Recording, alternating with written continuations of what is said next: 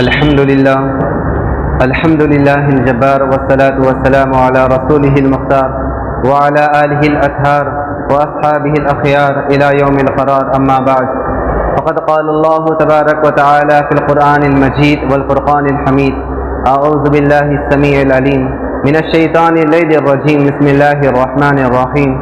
يا أيها الذين آمنوا لا يسخر قوم من قوم عسى أن يكونوا خيرا منهم. وقال النبي صلی اللہ علیہ وسلم: الکذب ينقض الرزق، او کما قال علیہ الصلاۃ والسلام. تمام قسم کی بڑائی، یکتائی، تنہائی، شہنشاہی اس وحدہ لا شریک کی ذات اقدس کے لیے درود و سلام کا نذرانہ سیدنا و سید الاولین والآخرین، امام المجاہدین والمتقین، امام الحرمین والقبلتین، امامنا فی الدنیا و امامنا فی الآخرہ و امامنا فی الجنہ، کل کائنات کے سردار، میرے اور آپ کی دلوں کی بہار احمد مجتبیٰ محمد مصطفیٰ صلی اللہ علیہ وسلم کی ذات اطہر کے لیے رحمت و بخشش کی دعا آل رسول، اہل بیت، اصحاب رسول، تابعین اعظام، اولیاء اکرام، فقہاء اکرام رحمہم اللہ اجمعین کے لیے. محترم سامعین، معزز حاضرین اور میرے دینی و ایمانی بھائیوں، السلام علیکم ورحمۃ اللہ وبرکاتہ. اللہ تبارک و تعالیٰ نے انسان کو اشرف المخلوقات بنایا، اور اللہ تبارک و تعالیٰ نے تمام مخلوقات میں سب سے خوبصورت اور سب سے حسین اگر کسی کو بنایا ہے تو وہ انسان ہے. یہی وجہ ہے کہ اللہ تبارک و تعالیٰ نے اس کا تذکرہ فرماتے ہوئے قرآن مجید کے اندر فرمایا: لقد خلقنا الانسان فی احسن تقویم، کہ ہم نے انسان کو بہترین سانچے میں ڈھال کر ایک خوبصورت انسان بنایا ہے. اور اللہ تبارک و تعالیٰ نے انسان کو وہ نعمتیں عطا فرمائی ہیں، ساری دنیا کے انسان اگر مل کر بھی انسان کو نعمت دینا چاہیں تو وہ نہیں دے سکتے. اللہ تبارک و تعالیٰ نے انسان کو اتنا خوبصورت اور اتنا حسین بنایا ہے کہ ہر انسان ایک دوسرے کی طرف لاکھوں بار دیکھتا ہے، لیکن اس کے باوجود بھی انسان کی طرف بار بار دیکھنا، انسان کے چہرے کے اندر اللہ تبارک و تعالیٰ نے وہ کشش رکھی ہے کہ ایک بار دیکھنے پر ہمارا دل نہیں بھرتا. اللہ تبارک و تعالیٰ نے انسان کے اندر بہت سارے انعامات اور بہت سارے خزانے انسان کے جسم کے اندر اللہ تبارک و تعالیٰ نے پوشیدہ رکھا. اللہ تبارک و تعالیٰ نے انسان کو دیکھنے کی قوت عطا فرمائی. اللہ تبارک و تعالیٰ نے انسان کو کان عطا فرمائے تاکہ وہ کسی آواز کو سن سکے. اللہ تبارک و تعالیٰ نے انسان کو ہاتھ عطا فرمائے تاکہ وہ کسی چیز کو پکڑ سکے اور اپنا نوالا اپنے حلق تک پہنچا سکے. انسان کو اللہ تبارک و تعالیٰ نے پیر عطا فرمائے تاکہ وہ اپنی منزل مقصود کی طرف چل کر جا سکے. بالکل اسی طرح اللہ تبارک و تعالیٰ نے انسان کو زبان کی نعمت عطا فرمائی ہے. زبان یہ اللہ تبارک و تعالیٰ کی بہت بڑی نعمت ہے. زبان ہی کے ذریعے سے انسان اپنے خیالات کا اظہار کرتا ہے. زبان ہی کے ذریعے سے انسان اپنی دلی مراد کو دوسروں کے سامنے ظاہر کرتا ہے. زبان ہی کے ذریعے سے انسان اچھے اور برے کا حکم دے سکتا ہے. زبان ہی کے ذریعے سے انسان کسی کو اپنے پاس بلا سکتا ہے. زبان ہی کے ذریعے سے انسان کسی کو جانے کے لیے کہہ سکتا ہے. الغرض زبان کے ذریعے سے انسان بے شمار فائدے اٹھاتا ہے. اللہ تبارک و تعالیٰ نے انسان کو زبان جیسی نعمت عطا فرمائی ہے. زبان سے انسان بولتا بھی ہے، زبان سے انسان کسی ذائقے کو چکھتا بھی ہے، کسی کھانے کو چکھتا بھی ہے. تو زبان کی نعمت اللہ تبارک و تعالیٰ کی بہت بڑی نعمت ہے. اور اللہ تبارک و تعالیٰ نے اس نعمت کے اندر اللہ تبارک و تعالیٰ نے ہڈی نہیں رکھی. اللہ تبارک و تعالیٰ نے اس کے اندر ہڈی نہیں رکھی. اس کی وجہ جو اولیاء اکرام ہیں، جو اللہ والے ہیں، وہ یہ بیان فرماتے ہیں تاکہ اللہ کے ذکر کرنے میں کوئی کمی نہ آئے، اللہ کے ذکر کرنے میں کوئی دقت نہ آئے، اللہ تبارک و تعالیٰ کے ذکر کرنے میں کوئی پریشانی نہ آئے. کیونکہ اللہ تبارک و تعالیٰ کا حکم یہ ہے کہ جب بھی کوئی نعمت ملے تو اس کا فوراً شکر ادا کرو. پانی پئیں تو کہیں الحمدللہ، کھانا کھائیں تو کہیں الحمدللہ، کوئی نعمت ملے تو کہیں الحمدللہ. تو نعمت کے بار بار شکرانے کے طور پر انسان اپنی زبان کا استعمال کرتا رہتا ہے. تو زبان کے استعمال میں سہولت کے لیے اللہ تبارک و تعالیٰ نے انسان کی زبان میں ہڈی نہیں رکھی. لیکن آج بہت سے حضرات زبان کہ اس ہڈی نہ رکھنے کا غلط فائدہ اٹھاتے ہیں، اور بجائے اپنی زبان کو اللہ تبارک و تعالیٰ کے ذکر میں لگانے کے، بجائے اپنی زبان کو اللہ تبارک و تعالیٰ کو یاد کرنے میں، بجائے اپنی زبان کو اللہ تبارک و تعالیٰ کا شکر ادا کرنے میں استعمال کرنے کے بجائے آج بہت سارے انسان زبان کا غلط فائدہ اٹھاتے ہیں اور زبان سے ایسے کام کرتے ہیں جن سے ہمارا پروردگار ناخوش ہوتا ہے۔ آج انسان زبان سے ایک دوسرے کا دل دکھاتا ہے، آج انسان زبان سے ایک دوسرے کو برا بھلا کہتا ہے، آج انسان زبان سے دوسروں کا مذاق اڑاتا ہے، آج انسان زبان سے دوسروں پر طنز کرتا ہے، آج انسان زبان سے ایک دوسرے پر کفر کے فتوے لگاتا ہے، آج انسان زبان سے دونوں خاندانوں کے اندر لڑائی جھگڑا لگاتا ہے، آج انسان زبان کے ذریعے سے دوسروں کا مذاق اڑاتا ہے، آج انسان زبان کے ذریعے سے دوسروں کو دھوکہ دیتا ہے، آج انسان زبان کے ذریعے سے خدا کی ناشکری کرتا ہے، آج انسان زبان کے ذریعے سے کفریہ کلمات تک کہہ دیتا ہے، آج انسان زبان کے ذریعے سے خدا تعالیٰ کے احکام کی خلاف ورزی کرتا ہے۔ یہ سراسر اللہ تبارک و تعالیٰ کی نعمت کی ناقدری ہے۔ زبان کی بہت اہمیت ہے اور زبان سے نکلے ہوئے کلمات کی اللہ تبارک و تعالیٰ کے یہاں بہت اہمیت ہے۔ اس کا اندازہ آپ اس بات سے لگا سکتے ہیں کہ ایک انسان ہے جو بچپن سے لے کر 55 تک اللہ تبارک و تعالیٰ کے حکموں کی خلاف ورزی کرتا آ رہا ہے، جو بچپن سے لے کر 55 تک اللہ تبارک و تعالیٰ کے علاوہ کسی اور کے سامنے اپنے ماتھے کو ٹیکتا ہے اور کسی اور کے گن گاتا ہے اور کسی اور کو عبادت میں شریک کرتا ہے، بچپن سے لے کر 55 تک اللہ تبارک و تعالیٰ کے حکموں کی خلاف ورزی کرتا ہے، لیکن 55 سال گزرنے کے بعد، پورے بال سفید ہونے کے بعد وہ ایک مرتبہ یہ کہہ دیتا ہے کہ یا اللہ میری توبہ، یا اللہ میری توبہ۔ اللہ تبارک و تعالیٰ اس کے زبان سے نکلے ہوئے کلمات کی اتنی قدر کرتے ہیں، اتنی قدر کرتے ہیں کہ فوراً اللہ تبارک و تعالیٰ اس کے گناہوں کو معاف کر دیتے ہیں۔ سبحان اللہ، بچپن سے لے کر 55 تک جو گناہ اس نے کیے ہیں، صرف ایک بول کے بدلے میں، صرف ایک جملے کے بدلے میں اللہ تبارک و تعالیٰ اس کے گناہوں کو معاف فرما دیتے ہیں۔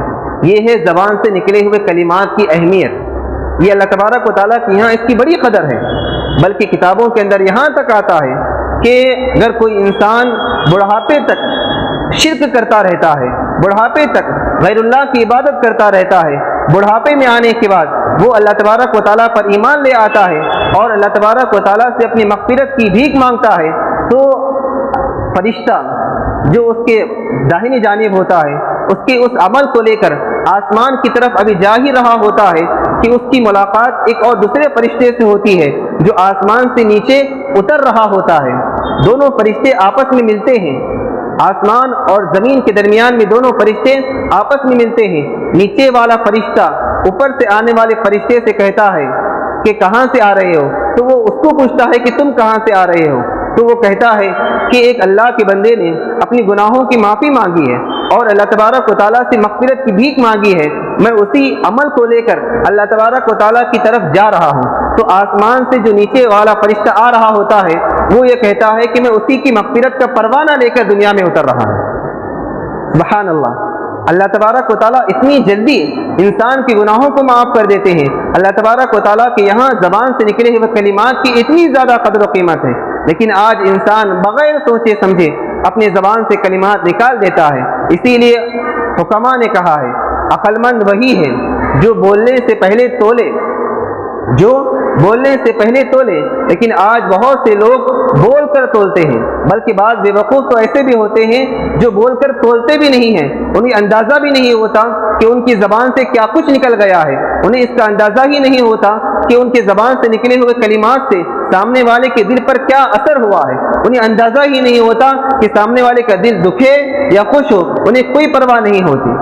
یہ سراسر غلط بات ہے۔ اللہ تبارک و تعالیٰ کے یہاں انسان کی کلمات کی بہت قدر و قیمت ہے۔ یہی وجہ ہے کہ عورتیں مردوں کے لیے پردے کی چیز ہیں، مرد پر لازم ہے کہ وہ عورتوں سے پردہ کرے اور عورت پر لازم ہے کہ وہ مردوں سے پردہ کرے، ایک دوسرے کے لیے وہ غیر محرم ہے، یعنی ان کے لیے ایک درمیان میں ایک پردہ حائل ہے، اور یہ پردے کی ہٹانے کے لیے انسان صرف ایک اجنبی عورت کو یہ کہہ دیتا ہے دو گواہوں کی موجودگی میں کہ میں نے تجھے اپنے نکاح میں قبول کر لیا، میں نے تجھے اپنے نکاح میں قبول کر لیا، صرف ایک اتنا جملہ کہہ دینا تھا کہ وہ اجنبی عورت اس کے لیے محرم بن جاتی ہے، وہ اجنبی عورت اس کی زندگی کی ساتھی بن جاتی ہے، وہ اجنبی عورت اس کی خلوت کی رفیق اور ساتھی بن جاتی ہے اور پوری زندگی کی رازدار بن جاتی ہے، صرف ایک بول کہنے کی وجہ سے کہ میں نے تجھے اپنے نکاح میں قبول کیا۔ نکاح کرنے کے لیے کوئی پہاڑ پر سے کودنے کی ضرورت نہیں ہے، نکاح کرنے کے لیے آتش میں کودنے کی ضرورت نہیں ہے، نکاح کرنے کے لیے اپنی گردن کو کٹوانے کی ضرورت نہیں ہے، صرف ایک بول کہہ دینا کافی ہے کہ میں نے تجھے اپنے نکاح میں قبول کر لیا۔ اتنا کہنے کی دیر تھی کہ وہ غیر محرم اس کے لیے محرم بن جاتی ہے، وہ اجنبی عورت اس کی بیوی بن جاتی ہے۔ اللہ تبارک و تعالیٰ کے یہاں کلمات کی اتنی زیادہ قیمت ہے، زبان سے نکلے ہوئے الفاظ کی اتنی زیادہ قیمت ہے، اور اسی طرح جب انسان 3 بول دیتا ہے کہ طلاق طلاق طلاق، تو یہی کہنے کی وجہ سے وہ محرم عورت غیر محرم بن جاتی ہے، اس کی بیوی وہ اجنبی بن جاتی ہے، اس کی زندگی کے ساتھی وہ اس سے جدا ہو جاتی ہے، اس سے علیحدہ ہو جاتی ہے، صرف 3 بول کہہ دینے کی وجہ سے۔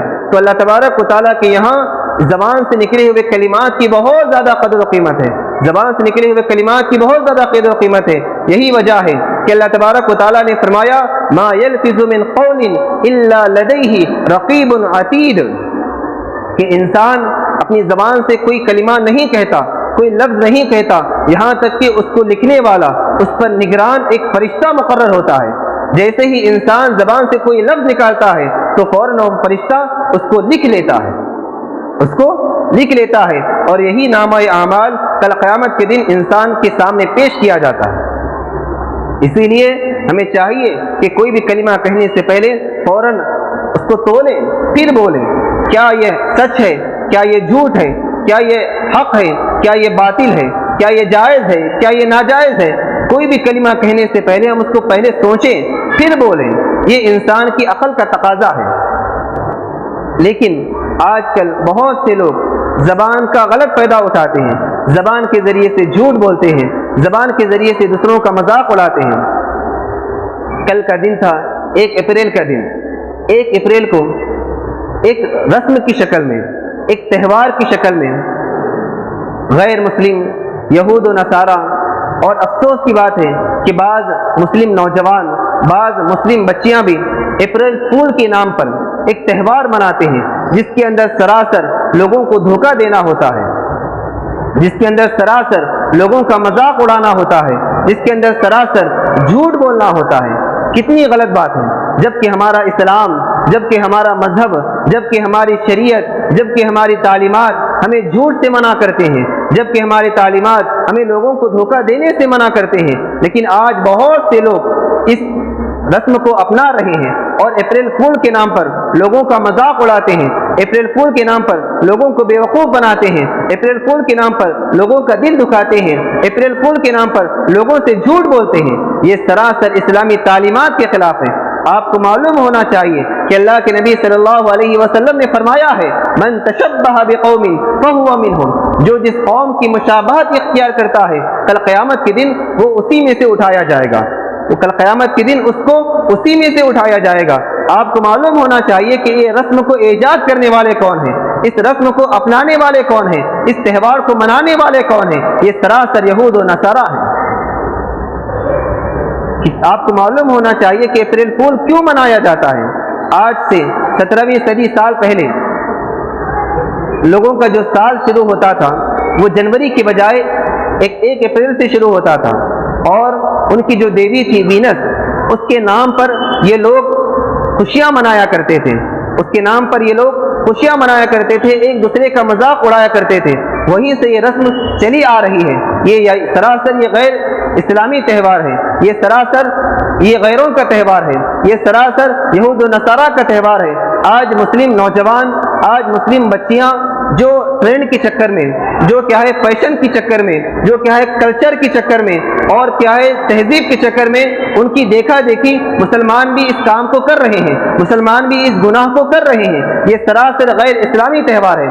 آپ کو معلوم ہونا چاہیے کہ جھوٹ کی اسلام کے اندر کوئی گنجائش نہیں۔ اللہ کے نبی صلی اللہ علیہ وسلم نے سخت الفاظ میں ارشاد فرمایا ہے کہ جو کوئی جھوٹ بولتا ہے اس کا تعلق مجھ سے نہیں، جو کوئی دھوکہ دیتا ہے اس کا تعلق مجھ سے نہیں، من غش فلیس منا، جو کوئی دھوکہ دے وہ مجھ سے نہیں ہے، اس کا تعلق مجھ سے نہیں ہے، بلکہ اللہ کے نبی صلی اللہ علیہ وسلم نے جھوٹ کی نحوست کو، جھوٹ کی قباحت کو اور جھوٹ کی برائی کو اور جھوٹ کی گندگی کو بیان فرماتے ہوئے اللہ کے نبی صلی اللہ علیہ وسلم نے فرمایا کہ جب کوئی انسان جھوٹ بولتا ہے تو جھوٹ کی بدبو کی وجہ سے فرشتہ اس سے 1 میل دور چلا جاتا ہے۔ جھوٹ کی اتنی زیادہ قباحت ہے، جھوٹ کی اتنی زیادہ گندگی ہے، اور اللہ کے نبی صلی اللہ علیہ وسلم نے فرمایا الکذب ینقض الرزق، جھوٹ وہ ہے جو انسان کے رزق کو کم کر دیتا ہے۔ جھوٹ بولنے کی وجہ سے انسان کا رزق کم ہو جاتا ہے۔ تم چاہے لاکھوں فیکٹریاں کیوں نہ ڈال لو، چاہے تم لاکھوں دن رات محنت کیوں نہ کر لو، اس کے باوجود بھی تمہارا رزق کم ہو جائے گا، اس کے باوجود بھی تمہارے رزق کے اندر سے برکت اٹھا لی جائے گی۔ آج انسان جھوٹ بولنے کو فیشن سمجھ رہا ہے، آج انسان جھوٹ بولنے کو عقل مندی سمجھ رہا ہے، آج انسان جھوٹ بولنے کو ہنر سمجھ رہا ہے، اور یہ کہہ رہا ہے کہ جب تک جھوٹ نہ بولیں کاروبار نہیں چلے گا، جب تک جھوٹ نہ بولیں زندگی نہیں گزاریں گے، جب تک جھوٹ نہیں بولیں گے تو ہمارا مسئلہ حل نہیں ہوگا۔ آج انسان ہر جگہ جھوٹ بول رہا ہے، مسجد میں جھوٹ بول رہا ہے، بازار میں جھوٹ بول رہا ہے، گھر میں جھوٹ بول رہا ہے، ہوٹلوں میں جھوٹ بول رہا ہے، گھر کے اندر فون آتا ہے کہ کہاں ہے تو وہ گھر کے اندر بیٹھ کر یہ کہتا ہے کہ راستے میں ہوں، ابھی آ رہا ہوں۔ یہ جھوٹ نہیں تو اور کیا ہے؟ میرے دوستو، ہمیں جھوٹ سے بچنا چاہیے۔ اللہ کے نبی صلی اللہ علیہ وسلم نے صحابہ کرام کو فرمایا کہ میں تمہیں 3 بڑے گناہ نہ بتاؤں؟ تو صحابہ کرام نے کہا کہ یا رسول اللہ صلی اللہ علیہ وسلم ضرور بتائیں۔ اس وقت اللہ کے نبی صلی اللہ علیہ وسلم ٹیک لگا کر بیٹھے ہوئے تھے۔ اللہ کے نبی صلی اللہ علیہ وسلم نے اسی طرح ٹیک لگا کر پہلا گناہ یہ ارشاد فرمایا کہ والدین کی نافرمانی کرنا، والدین کی نافرمانی کرنا سب سے بڑا گناہ ہے، اور دوسرا جو سب سے بڑا گناہ ہے وہ شرک کرنا ہے، اللہ تبارک و تعالیٰ کی ذات میں کسی اور کو شریک کرنا ہے، اور جو تیسرا بڑا گناہ ہے وہ قتل کرنا ہے، کسی مسلمان کا ناحق قتل کرنا ہے۔ یہ 3 بڑے گناہ اللہ کے نبی صلی اللہ علیہ وسلم نے ٹیک لگا کر بیان فرمائے۔ پھر اللہ کے نبی صلی اللہ علیہ وسلم نے فوراً ٹیکا چھوڑ کر آگے کی طرف آئے، اور آ کر اللہ کے نبی صلی اللہ علیہ وسلم نے فرمایا خبردار جھوٹ مت بولنا، خبردار جھوٹ مت بولنا، خبردار جھوٹ مت بولنا۔ یہاں تک کہ اللہ کے نبی صلی اللہ علیہ وسلم مسلسل یہی کلمات دہراتے جا رہے تھے، دہراتے جا رہے تھے۔ صحابہ کرام نے کہا، صحابہ کرام نے دل میں سوچا کہ کاش اللہ کے نبی صلی اللہ علیہ وسلم خاموش ہو جاتے تاکہ اللہ کے نبی صلی اللہ علیہ وسلم کو اتنی زیادہ تکلیف نہ ہوتی۔ یہ اللہ کے نبی صلی اللہ علیہ وسلم نے جھوٹ کی نحوست بیان فرمائی ہے، یہ اللہ کے نبی صلی اللہ علیہ وسلم نے جھوٹ کی قباحت بیان فرمائی ہے۔ اللہ کے نبی صلی اللہ علیہ وسلم نے فرمایا ہلاک ہو جائے وہ شخص جو جھوٹ بولے گا، ہلاک ہو جائے وہ شخص جو جھوٹ بولے گا، ہلاک ہو جائے وہ شخص جو جھوٹ بولے گا۔ اللہ کے نبی صلی اللہ علیہ وسلم نے 3 مرتبہ بیان فرمایا۔ میرے دوستو، ایک تو یہ کہ کوئی اللہ والا یہ کہے کہ تو ہلاک ہو جائے تو ہم ڈر جاتے ہیں۔ یہاں پر کون کہہ رہا ہے؟ امام الانبیاء کہہ رہا ہے۔ یہاں پر کون کہہ رہا ہے؟ سردار دو جہاں کہہ رہا ہے۔ یہاں پر کون کہہ رہا ہے؟ حبیب کبریا کہہ رہا ہے۔ بھلا اس کی بددعا میں، بھلا اس کی دعا میں اثر کیسے نہیں ہو سکتا ہے؟ میرے دوستو، اس لیے ہمیں چاہیے کہ ہم ان کا امتی ہونے کا حق ادا کریں۔ اللہ کے نبی صلی اللہ علیہ وسلم نے اپنی پوری زندگی سچ بولا ہے۔ یہی وجہ ہے کہ جب اللہ کے نبی صلی اللہ علیہ وسلم نے لوگوں سے کہا کہ لوگوں تم مجھے کیسا سمجھتے ہو، تم مجھے سچا سمجھتے ہو یا جھوٹا سمجھتے ہو، تو فوراً سبھی لوگ ایک آواز میں کہنے لگے کہ آپ جتنا سچا اور آپ جتنا امانت دار ہم نے اپنی آنکھوں سے نہیں دیکھا۔ سچ بولنا یہ انبیاء کی صفت ہوتی ہے، سچ بولنا یہ اولیاء کی صفت ہوتی ہے، اور جو ان کو اپناتا ہے وہ بھی اللہ والا شمار کیا جاتا ہے۔ اسی لیے ہمیں چاہیے کہ ہم سچ بولنے کی فکر کریں۔ انبیاء کرام سچ بولا کرتے تھے۔ آپ کو معلوم ہونا چاہیے کہ صدیق اکبر حضرت ابوبکر صدیق رضی اللہ تعالیٰ عنہ، ان کا اتنا بڑا مقام کیسے ملا، ان کو صدیقیت کا لقب کیسے ملا؟ جب اللہ کے نبی صلی اللہ علیہ وسلم واقع معراج کو ان کے سامنے بیان کیا تو سب سے پہلے تصدیق کرنے والے، سب سے پہلے اس واقعے کی تصدیق کرنے والے یہی صدیق اکبر، یہی ابوبکر صدیق رضی اللہ تعالیٰ عنہ تھے، جبھی سے ان کا لقب صدیق بن گیا۔ اللہ تبارک و تعالیٰ نے ان کی صداقت کی وجہ سے، اللہ تبارک و تعالیٰ نے ان کی تصدیق کی وجہ سے اللہ کے نبی صلی اللہ علیہ وسلم کے بعد قیامت تک آنے والے تمام انسانوں میں سب سے بڑا مقام ان کو عطا فرمایا، صرف سچ بولنے کی وجہ سے۔ اسی لیے ہمیں چاہیے کہ ہم سچ بولا کریں۔ اللہ کے نبی صلی اللہ علیہ وسلم نے فرمایا کہ آدمی برابر سچ بولتا رہتا ہے، یہاں تک کہ وہ اللہ تعالیٰ کی فہرست میں، اللہ تبارک و تعالیٰ کی لسٹ میں سچوں میں شمار کیا جاتا ہے۔ اور اسی طرح ایک آدمی ہے جو لگاتار جھوٹ بولتا رہتا ہے، یہاں تک کہ وہ اللہ تبارک و تعالیٰ کی لسٹ میں، اللہ تبارک و تعالیٰ کی فہرست میں جھوٹوں میں شمار کیا جاتا ہے۔ اور ایک موقع پر اللہ کے نبی صلی اللہ علیہ وسلم نے فرمایا، سچ انسان کو نیکی کی راہ پر لے کر آتا ہے، اور نیکی کی راہ وہ انسان کو جنت تک پہنچا دیتا ہے۔ اور اسی طرح اللہ کے نبی صلی اللہ علیہ وسلم نے فرمایا، جھوٹ انسان کو گناہ کی راہ پر ڈال دیتا ہے، اور وہ گناہ کی راہ انسان کو جہنم میں لے جاتا ہے۔ اسی لیے ہمیں چاہیے کہ ہم سچ بولنے کی فکر کریں۔ زبان سے انسان جہاں بہت سارے گناہ کرتا ہے، وہیں پر ایک گناہ انسان یہ بھی کرتا ہے کہ انسان زبان سے جھوٹ بولتا ہے۔ یہ سراسر اللہ تبارک و تعالیٰ کی نعمت کی ناقدری ہے۔ زبان کی نعمت اگر پوچھنا ہے، زبان کی نعمت اگر معلوم کرنا ہے، تو جا کر گونگے سے معلوم کرو کہ اللہ تبارک و تعالیٰ نے زبان کی نعمت کتنی زیادہ اہم ہے، جو اللہ تبارک و تعالیٰ نے ہمیں عطا فرمائی ہے۔ زبان انسان کو عطا کرنے کا مقصد اللہ تبارک و تعالیٰ کا صرف اور صرف یہ تھا کہ انسان زبان سے اللہ تبارک و تعالیٰ کا ذکر کرے، انسان زبان سے اللہ تبارک و تعالیٰ کا شکر کرے، انسان زبان سے قرآن کی تلاوت کرے، انسان زبان سے نیک اعمال کرے۔ لیکن آج ہم لوگ اسی زبان کو غلط راستوں میں استعمال کر رہے ہیں، آج ہم لوگ اسی زبان کو غلط طریقوں سے استعمال کر رہے ہیں۔ یہ سراسر زبان کی ناقدری ہے۔ جو ہمارے اولیاء ہیں، جو ہمارے ولی اللہ ہیں، ان کے بارے میں آتا ہے کہ وہ جب وہ دن بھر بولتے تھے، اس کو ساتھ ہی ساتھ لکھ لیا کرتے تھے، اور رات ہونے کے بعد اپنی اس کتاب میں لکھی ہوئی بات کو دیکھتے تھے، اور دیکھ کر اس میں غور کرتے تھے، اس کا جائزہ لیتے تھے، کیا کوئی بات ایسی تو نہیں نکل گئی جو اللہ تبارک و تعالیٰ کے حکم کی خلاف ورزی کرتی ہو، کیا کوئی بات ایسی تو نہیں نکل گئی جو اللہ تبارک و تعالیٰ کو ناراض کرتی ہو۔ اگر کوئی بات ایسی ہوتی تو فوراً اللہ تبارک و تعالیٰ سے توبہ و استغفار کیا کرتے تھے۔ ہمارے اولیاء اللہ کا یہ معمول تھا، ہمارے اولیاء اللہ کا یہ معمول تھا۔ بلکہ کتابوں میں یہاں تک آتا ہے کہ ایک بہت بڑے اللہ والے ہیں جن کا نام تھا عبداللہ بن مبارک رحمۃ اللہ علیہ، بہت بڑے اللہ والے ہیں۔ وہ واقعہ بیان فرماتے ہیں کہ ایک مرتبہ میں حج سے واپس آ رہا تھا، تو میں راستے میں تھا، جنگل میں تھا، تو میں نے دیکھا کہ ایک سواری پر ایک خاتون ہے جو اکیلی ہیں اور بھٹک رہی ہیں۔ جب وہ میرے قریب آئیں تو میں نے ان کو سلام کیا، تو وہ سلام کے جواب میں انہوں نے کہا کہ سلام قولا من رب الرحیم۔ تو پھر میں نے ان سے پوچھا کہ آپ کہاں سے آ رہی ہیں؟ تو اس کے جواب میں انہوں نے کہا کہ وَأَتِمُّ الْحَجَّ وَالْعُمْرَةَ لِلَّهِ۔ تو میں سمجھ گیا کہ حج اور عمرے کر کے واپس آ رہی ہیں۔ پھر میں نے ان سے کہا کہ کہاں کا ارادہ ہے؟ تو وہ کہنے لگی ادخل مصر انشاءاللہ آمنین۔ تو میں سمجھ گیا کہ یہ شہر جانا چاہتی ہیں۔ چنانچہ میں ان کی سواری کی کوہان پکڑ کر، ان کی نکیل پکڑ کر میں ان کو راستہ بتانے کے لیے میں آگے آگے چل رہا تھا۔ تو انہوں نے کہا کہ ان اللہ یحب المحسنین، کہ اللہ نیکوکاروں کے ساتھ بہترین معاملہ فرماتا ہے اور نیکوکاروں کو پسند فرماتا ہے۔ تو پھر میں کچھ آگے جانے کے بعد اپنے انداز میں عربی اشعار پڑھ رہا تھا، تو انہوں نے فوراً کہا کہ فقرؤ ما تیسر من القرآن، کہ قرآن جتنا بھی یاد ہو اور جتنا تم سہولت سے قرآن پڑھ سکتے ہو تو پڑھ لیا کرو۔ تو میں خاموش بیٹھ گیا اور قرآن پڑھنے لگا۔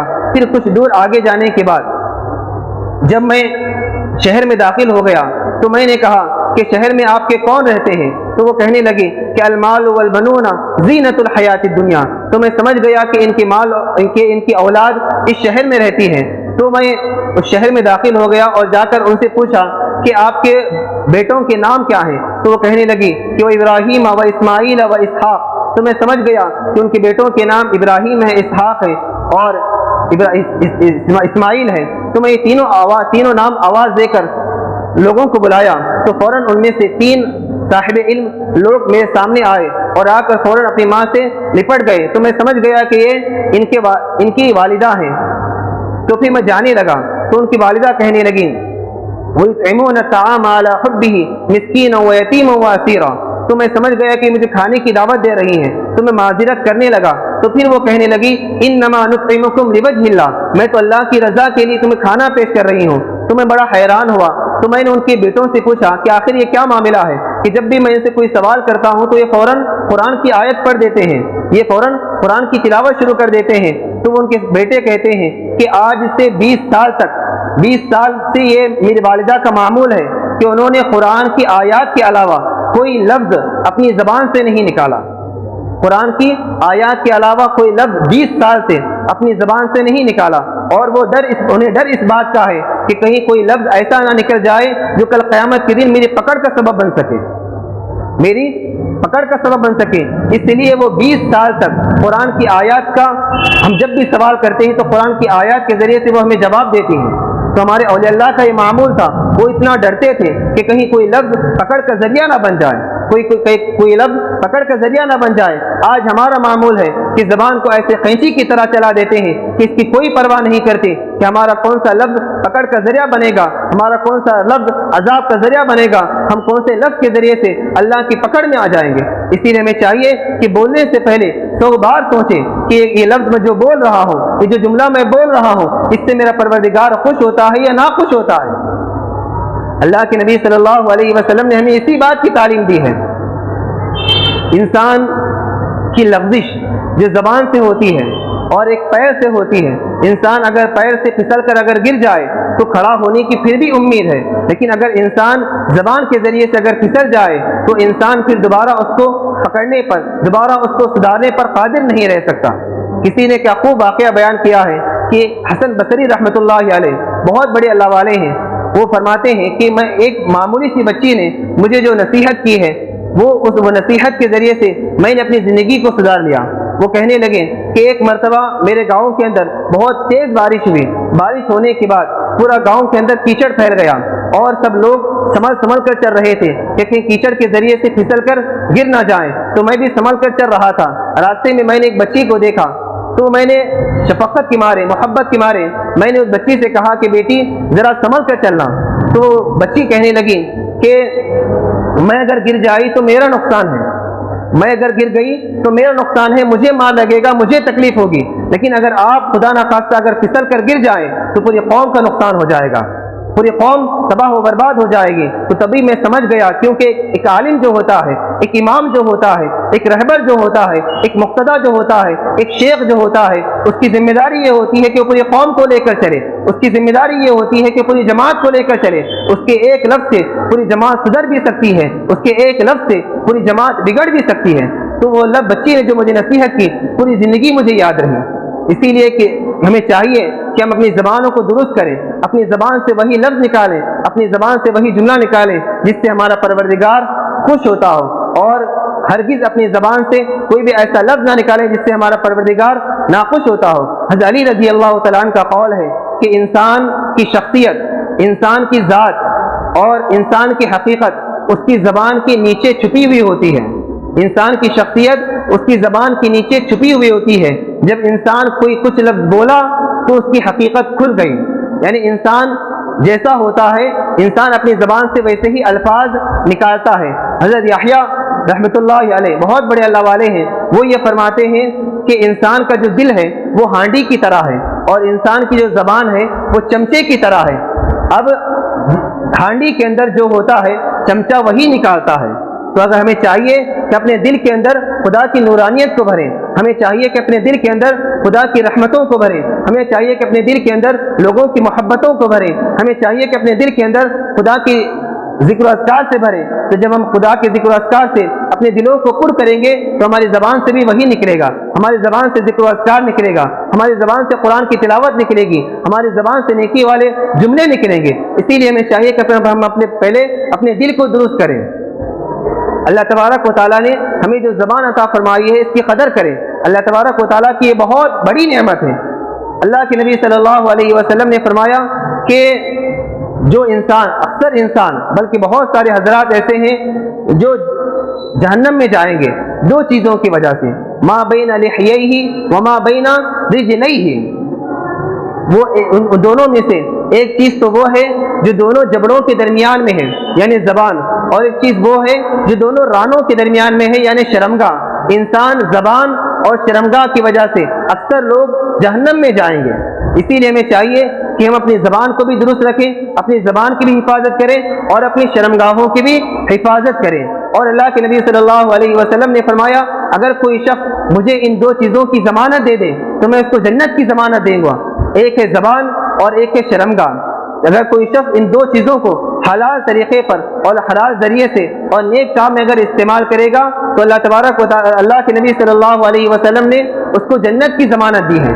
اسی لیے ہمیں چاہیے کہ ہم اپنی زبان سے ہمیشہ سچ بولنے کی فکر کریں، ہمیشہ ہم اپنی زبان سے لوگوں کی بھلائی کے لیے کلمے نکالیں، لوگوں کی بھلائی کے لیے الفاظ نکالیں، لوگوں کی بھلائی کے لیے جملے نکالیں، کیونکہ بعض دفعہ ایسا ہوتا ہے کہ انسان زبان سے ہنسی مذاق میں کوئی لفظ کہہ دیتا ہے، اور ہنسی مذاق سے انسان مجمع کے اندر لوگوں کو ہنسانے کے لیے، لوگوں کو خوش کرنے کے لیے، لوگوں کی واہوائی کے لیے انسان زبان سے کوئی لفظ کہہ دیتا ہے، اور وہ لفظ اس کی پکڑ کا ذریعہ بن جاتا ہے۔ اللہ کے نبی صلی اللہ تبارک و تعالیٰ نے قرآن مجید کے اندر صاف اور صریح الفاظ میں بیان فرمایا ہے، یا ایھا الذین آمنوا لا یسخر قوم من قوم عسى ان یکونوا خیرا منہم، اے ایمان والو کوئی قوم کسی قوم کا مذاق نہ اڑائے، ہو سکتا ہے کہ تم جس کا مذاق اڑا رہے ہو وہ تم سے بہتر ہو، وہ تم سے بہتر ہو۔ اسی لیے ہمیں چاہیے کہ مذاق فی نفسہ جائز ہے، جبکہ وہ حلال طریقے سے ہو، جبکہ اس سے کسی کا دل نہ دکھتا ہو، جبکہ وہ شریعت کے خلاف نہ ہو۔ لیکن اگر کسی کا مذاق اڑا رہے ہیں، مذاق کے ذریعے سے سامنے والے کو تکلیف دے رہے ہیں، تو یہ سراسر یہ عمل اسلامی شریعت کے خلاف ہے، سراسر یہ عمل اسلامی تعلیمات کے خلاف ہے، یہ سراسر یہ عمل اللہ تبارک و تعالیٰ کے حکم کے خلاف ہے۔ اللہ تبارک و تعالیٰ نے ایسا کرنے سے ہمیں منع فرمایا ہے۔ اور بعض حضرات ایسے بھی ہیں جو زبان سے شکوے شکایات شروع کر دیتے ہیں۔ اللہ تبارک و تعالیٰ نے ہمیں جو زبان عطا فرمائی ہے یہ شکر کے لیے عطا فرمائی ہے، نہ کہ ناشکری کے لیے عطا فرمائی ہے۔ آج بہت سارے انسان جب بھی کوئی تکلیف پہنچتی ہے، جب بھی کوئی دکھ پہنچتا ہے تو فوراً ناشکری والے کلمات کہہ دیتے ہیں، جو سراسر نعوذ باللہ خدا تعالیٰ کی نعمت کی ناقدری ہے۔ کہہ دیتے ہیں کہ اللہ تعالیٰ کو میں ہی ملا تھا کیا، اللہ تبارک و تعالیٰ کو میرے ساتھ ہی ایسا کرنا تھا کیا، اللہ تبارک و تعالیٰ نے میرے ساتھ اچھا نہیں کیا، اللہ تبارک و تعالیٰ کو ایسا نہیں کرنا چاہیے تھا، نعوذ باللہ اس طرح کے ناشکری والے کلمات کہہ دیتے ہیں جو سراسر اللہ تبارک و تعالیٰ کی نعمت کی ناقدری ہے۔ اور بعض حضرات ایسے بھی ہیں جو مجمع کے اندر بیٹھ کر لوگوں کو اپنا دکھ سناتے ہیں، لوگوں کو اپنی تکلیف سناتے ہیں، لوگوں کو اپنا دکھڑا سناتے ہیں کہ میں ایسا ہوں، میں بیچارہ ہوں، میں فلاں ہوں، میں یہ ہوں وہ ہوں، لوگوں کو اپنا دکھ سناتے ہیں۔ میرے دوستو یاد رکھیں، لوگ ایسے ہیں جو آپ کا دکھ رو رو کر سنتے ہیں، جب لوگوں کے سامنے بیان کرتے ہیں تو خوشی خوشی بیان کرتے ہیں، یہ لوگوں کا مزاج ہوتا ہے، جو آپ کا دکھ تو رو رو کر سنتے ہیں، جب اس کو بیان کرنا ہوتا ہے تو خوشی کے ساتھ بیان کرتے ہیں۔ لوگوں کا کام ہے نمک چھڑکنا زخموں پر۔ اگر آپ کو اپنے دکھ سنانا ہے، اگر تکلیف پہنچی ہے تو لوگوں کو اگر بتانے کے بجائے آپ جو تکلیف جس کے ذریعے پہنچی ہے، جو تکلیف دینے پر بھی قادر ہے، تکلیف ہٹانے پر بھی قادر ہے، مصیبت دینے پر بھی قادر ہے، مصیبت ہٹانے پر بھی قادر ہے، بیماری دینے پر بھی قادر ہے، بیماری ہٹانے پر بھی قادر ہے، وہ اللہ تبارک و تعالیٰ کی ذات ہے۔ اللہ تبارک و تعالیٰ کے سامنے آ کر اپنا دکھ بیان کرو، اپنے دکھڑے بیان کرو، اللہ تبارک و تعالیٰ کے سامنے اپنا دل کھول کر بیان کرو، کیونکہ اللہ تبارک و تعالیٰ تمام لوگوں کے عیوب کو چھپاتا بھی ہے اور تمام لوگوں کے عیوب کو اپنے پاس محفوظ بھی کرتا ہے۔ یہ اللہ تبارک و تعالیٰ کا قانون ہے، یہ اللہ تبارک و تعالیٰ کا دستور ہے۔ لوگوں کے سامنے بیان کرنے کے بجائے اللہ تبارک و تعالیٰ کے سامنے بیان کرو۔ لوگوں کا کام ہے ایک بات کو دوسروں تک پہنچانا، لوگوں کا کام ہے ایک بات کو دوسروں تک پہنچانا۔ کوئی راز اس وقت تک راز نہیں رہتا جب تک کہ وہ دوسروں کو بتایا نہ جائے۔ جیسے ہی ہم دوسروں کو بتا دیے تو وہ راز نہیں رہتا۔ جب ہم لوگوں کو یہ کہہ رہے ہیں تو میں تیرے کو بتا رہا ہوں تو کسی کو نہیں بتانا، دوسروں کو بھی وہ یہی بولے گا کہ میں تیرے کو بتا رہا ہوں تو کسی کو بھی نہیں بتانا۔ یہ بات پھیلتے پھیلتے پوری جماعت تک پھیل جاتی ہے، پوری قوم میں پھیل جاتی ہے۔ اسی لیے اپنے راز کو اپنے تک محدود رکھیں، اور اپنے راز کو اگر بیان کرنا ہے تو اللہ تبارک و تعالیٰ کے سامنے بیان کریں، اللہ تبارک و تعالیٰ کے سامنے اپنے دکھڑے بیان کریں، اللہ تبارک و تعالیٰ سے معافی مانگیں، اللہ تبارک و تعالیٰ سے اپنے گناہوں کی مغفرت چاہیں۔ اللہ تبارک و تعالیٰ ضرور بھی ضرور ہمارے گناہوں کو معاف بھی کر دے گا، اور ساتھ ہی ساتھ ہماری مشکلات کو حل بھی فرمائے گا، اور ساتھ ہی ساتھ ہمیں مصیبتوں سے بھی نکال دے گا۔ اور اللہ کے نبی صلی اللہ علیہ وسلم نے زبان کو غلط استعمال کرنے سے منع فرمایا ہے۔ اللہ کے نبی صلی اللہ علیہ وسلم نے فرمایا کہ زبان کو غلط استعمال مت کرو، زبان سے غلط بیانی مت کرو، زبان سے گالی گلوچ مت کرو۔ اللہ کے نبی صلی اللہ علیہ وسلم نے فرمایا کہ کل قیامت کے قریب کچھ ایسے لوگ بھی ہوں گے جو اپنے ماں باپ کو گالی دیں گے۔ صحابہ کرام نے پوچھا تعجب سے کہ یا رسول اللہ صلی اللہ علیہ وسلم، کوئی بیٹا کوئی اولاد اپنے ماں باپ کو گالی کیسے دے سکتی ہے؟ تو تو اللہ کے نبی صلی اللہ علیہ وسلم نے فرمایا کہ وہ کسی اور کے ماں باپ کو گالی دیں گے، بدلے میں اس کی اولاد اس کے ماں باپ کو گالی دے گی، بدلے میں اس کی اولاد اس کے ماں باپ کو گالی دے گی۔ اسی لیے ہمیں چاہیے کہ ہم نہ خود گالی دیں اور نہ سامنے والے کی گالی کو سنیں۔ جب ہم خود گالی دیں گے تو سامنے والے بھی یقیناً گالی دے گا، جب ہم خاموش رہیں گے تو اس کو کالا کتا نہیں کاٹا کہ وہ ہمیں گالی دے۔ اسی لیے ہمیں چاہیے کہ ہم اپنی زبان کو غلط بیانی سے بچیں۔ آج بہت سے حضرات ایسے ہیں کہ جن کی گفتگو شروع ہوتی ہے ماں سے اور ختم ہوتی ہے بہن پر، یہ سراسر غلط بات ہے۔ ہوٹلوں کے اندر، پارکوں میں، کہیں پر بھی جب بھی فون پر بات کر رہے ہوتے ہیں، جب بھی گفتگو کر رہے ہوتے ہیں تو ان کی گفتگو اس وقت تک مکمل نہیں ہوتی جب تک کہ ان کی گفتگو میں ایک آدھ گالی شامل نہ ہو۔ یہ آج ہماری گفتگو کا حال ہے۔ اسی لیے ہمیں چاہیے کہ اپنی زبان سے ہرگز گالی گلوچ وغیرہ نہ کریں، اپنی زبان کو غلط چیزوں میں استعمال نہ کریں، اور اپنی زبان سے غلط بیانی نہ کریں، اور اپنی زبان سے جھوٹ ہرگز نہ بولا کریں۔ اور جو یہ رسم چلی ہے 1 اپریل فول کے نام سے، اس کو ہرگز نہ منائیں۔ یہ سراسر غیر اسلامی تہوار ہے، اس کے اندر جھوٹ ہے، اس کے اندر دھوکہ ہے، اس کے اندر دوسروں کا مذاق اڑانا ہے۔ اللہ کے نبی صلی اللہ علیہ وسلم نے فرمایا ہے، من تشبہ بقوم فهو منهم، جو جس قوم کی مشابہت اختیار کرتا ہے کل قیامت کے دن اس کو انہی میں سے اٹھایا جائے گا۔ اسی لیے ہمیں چاہیے کہ ہم خود بھی اس غلط رسم سے بچنے کی کوشش کریں، اور ساتھ ہی ساتھ جو بھی ہمارے مسلم بھائی ہیں ان تک یہ بات کو پہنچائیں اور یہ بتائیں کہ یہ ہماری اسلامی رسم نہیں ہے، یہ ہمارا اسلامی تہوار نہیں ہے، یہ ہماری اسلامی تعلیمات نہیں ہے، اس سے بچنے کی کوشش کریں۔ آج کل بہت سے لوگ، بہت سے حضرات فیشن کے چکر میں کالجوں کے اندر اور اسکولوں کے اندر اپریل فول کے نام سے لوگوں کو دھوکہ دیتے ہیں، لوگوں کا مذاق اڑاتے ہیں۔ یہ سراسر اسلامی تعلیمات کے خلاف ہے۔ اللہ کے نبی صلی اللہ علیہ وسلم نے اس طرح کرنے سے ہمیں منع فرمایا ہے۔ من غش فلیس منا، جو دھوکہ دے وہ ہم میں سے نہیں۔ اللہ کے نبی صلی اللہ علیہ وسلم نے اس کا تعلق اپنے سے ختم کر دیا ہے۔ اب بھلا دوستو، جو ہمارا سہارا ہے دنیا میں بھی اور آخرت میں بھی، اسی سے ہمارا تعلق ختم ہو گیا، اسی سے ہمارا رشتہ ختم ہو گیا، تو پھر ہم کہاں جائیں گے؟ دنیا میں بھی خسارے میں ہوں گے اور آخرت میں بھی خسارے میں ہوں گے۔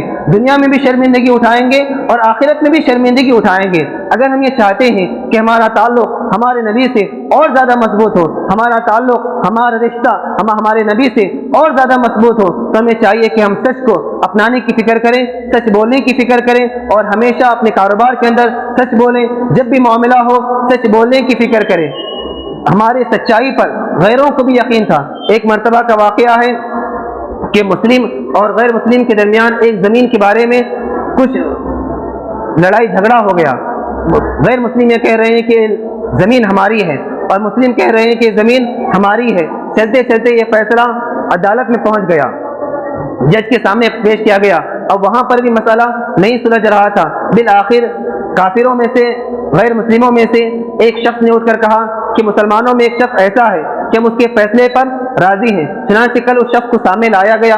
وہ عالم دین تھے، بزرگ تھے، اللہ والے تھے۔ جب انہوں نے تمام دعووں کو دیکھا، تمام دلیلوں کو دیکھا، دیکھ کر انہوں نے یہ فیصلہ کیا کہ زمین غیر مسلموں کی ہے، تو جج نے اس وقت جو تاریخی جملہ لکھا وہ آب زر سے لکھنے کے قابل ہے۔ جج نے اس وقت یہ کہا، جج نے اس وقت یہ لکھا کہ آج فیصلے کے اندر مسلمان تو ہار گئے لیکن اسلام جیت گیا۔ مسلمان تو ہار گئے لیکن اسلام جیت گیا، کیونکہ اسلام ہمیں صداقت کی تعلیم دیتا ہے، اسلام ہمیں سچائی کی تعلیم دیتا ہے۔ اسی لیے ہمیں چاہیے کہ ہم سچ بولنے کی فکر کریں، ہمیشہ سچ بولیں۔ سچ بولنا انسان کو نیکی کی راہ پر لاتا ہے، اور نیکی انسان کو جنت کی طرف لے جاتی ہے۔ دعا کیجیے کہ اللہ تبارک و تعالیٰ ان تمام کہی ہوئی باتوں پر مجھے اور آپ کو عمل کرنے کی توفیق عطا فرمائے۔ آمین۔ وآخر دعوانا الحمدللہ رب العالمین۔ سکھلائیں گے دین خدا پھیلائیں گے، مسجد میں بھی جائیں